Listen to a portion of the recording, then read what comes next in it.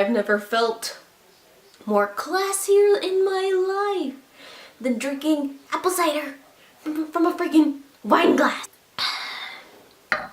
Yo, what is up everybody? I'm Mami Yoshiko. Welcome to my channel, or welcome back to my channel. So after posting selfies of me at the PlayStation headquarters, freaking gaming and having a damn old time, a lot of you guys were saying, hey, well, what are you doing? And I'm like, game testing. And a lot of you guys ask, how do you do it? So this video is going to be me talking about how I got into game testing, explaining ways so that you too can become a game tester.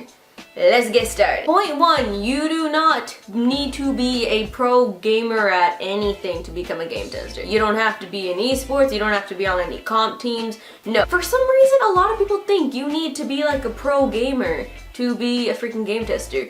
No, you don't. Before I talk about how to actually get in, let's talk about what are qualifications for a game tester. There is a lot of corporate, which means it goes through the game companies itself, such as Blizzard, Atlas, Square Enix. All of those, you can become game testing straight through them. Or there are a lot of middlemen who work on the DLCs, and those, they try to look for people. And for most qualifications, they want you to at least be 18 or older, just so they can have you do M for mature ratings. It's just easier. Maybe some people hiring will not worry if you're not older than 18, but just in general, it is a lot easier paperwork-wise, pay-wise. Yes, you do get paid. But yeah, one qualification, most you should be over 18. But for corporate high business, most of them do require you to have some sort of college. Not necessarily in gaming or engineering or anything. Most will just ask if you at least have an associate's degree. I have an associate's degree. And just like regular jobs, they kind of just see, can you be given a task and complete it? Another requirement they would like you to have is to just be a strong literature, very literate person.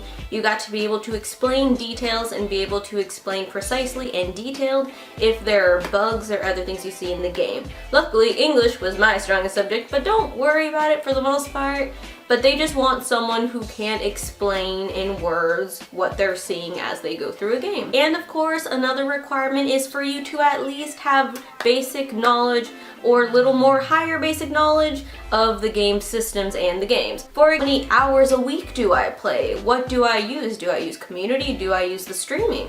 Or do I just play the games? Do I play online or do I just play by myself? All of these questions they will ask you and would want you to answer. No hardware knowledge, but they just want you to have basic knowledge on how a PlayStation, Xbox, or PC works. And last but certainly not least, they just want you to be passionate about gaming and the industry. They don't want anyone just hitting them up being, hey, I just want to play video games and just get paid and nothing else. They want someone who loves video games, doesn't mind literally sitting there 9 to 5. They want you to be able to sit there for 8 hours and just play and be able to pay attention. You just have to love video games. They want you to not be bothered if you have to come for the next 5 days and play 9 to 5. Probably one of the hardships is you have to be willing to be able to sit there 9 to 5 and just play.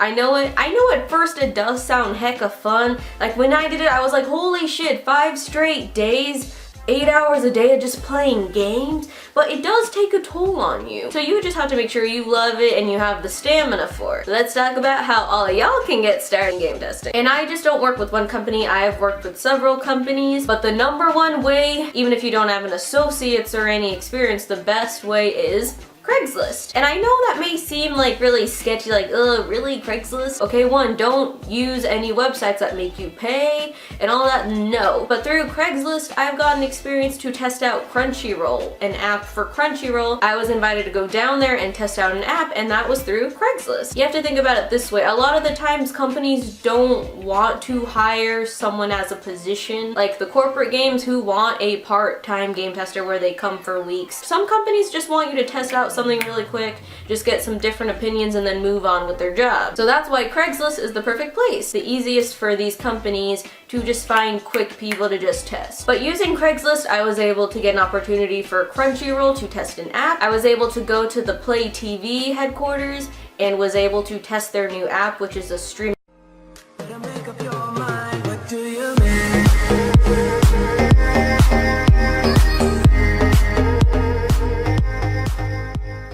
app apps similar to Twitch. And you know, they want gamers, they want people to help out. And a lot of indie gamers actually use Craigslist. Obviously NDA, non-disclosure, but you know, a lot of indie games will look at Craigslist to be like, yo, can you come and just test out our game?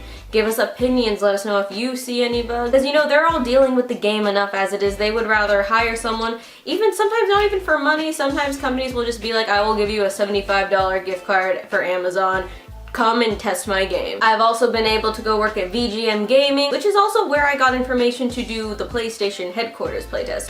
Just make sure you don't have to enter your credit card anywhere. And it's also normal if you go on a site and there's just a link to a Google Docs. Those are probably the easiest. Sometimes it seems really sketchy. Crunchyroll, most of these companies have used the Google Docs information because it's really easy to just enter your name, phone number, your experience, all of that. And how I do it is I just go on Craigslist and I go to gigs and I just write gaming.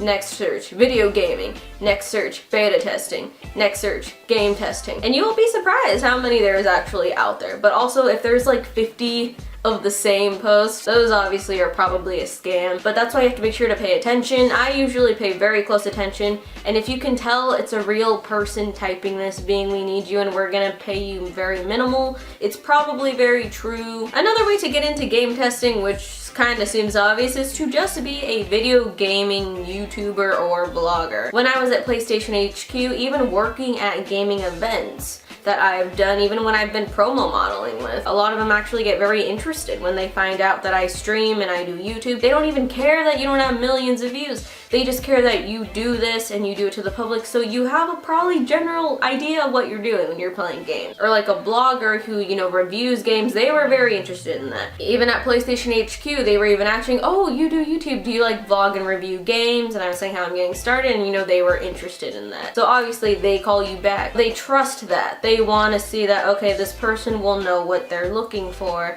when they're testing our game. If you're a video game blogger, YouTuber, and you review games, you could get opportunities if you connect with the right people. Which is good, you know, to go to like the gaming convention like PlayStation Experience, E3, all of that networking is also very, very good as well. One of my friends, her sister got married to somebody who actually worked at a company who did video games, and they were actually able to get them into gaming just because, oh, you play games? Yeah, we need game testing all the time, come on. They do need people. A lot of people are like, oh, they probably don't need anyone. Like, they do. They always want new people because they're catering to our market. And the last tip on becoming a video game tester, just apply to the companies themselves. Like I mentioned in the beginning, you could apply to Blizzard, Square Enix, Atlas. They literally have it on the career section on how to be a quality assurance / game tester.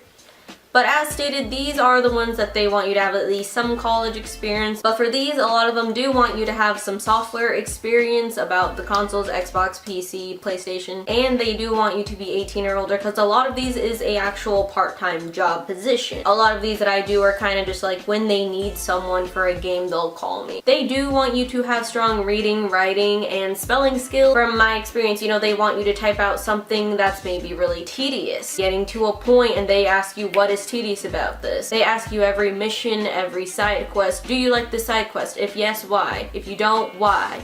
And they ask you difficulty level, anything you found really enjoyable or really epic. They want you to be able to explain it and explain it well so that they can read it and then they could decide on perhaps changing things or just knowing the overall impression they're going to be when this goes to the market. You know, a lot of these do want you to be local as well. For example, Atlas and Square Enix, all of these are located down in SoCal. PlayStation HQ is in San Mateo. They have a San Mateo location, which is where I go to for stuff. Blizzard, all of these companies do have a career section where if you have the experience or the dedication or you have something to show, for example, your blog, you can apply directly to be a video game tester. Hello. This is my cousin.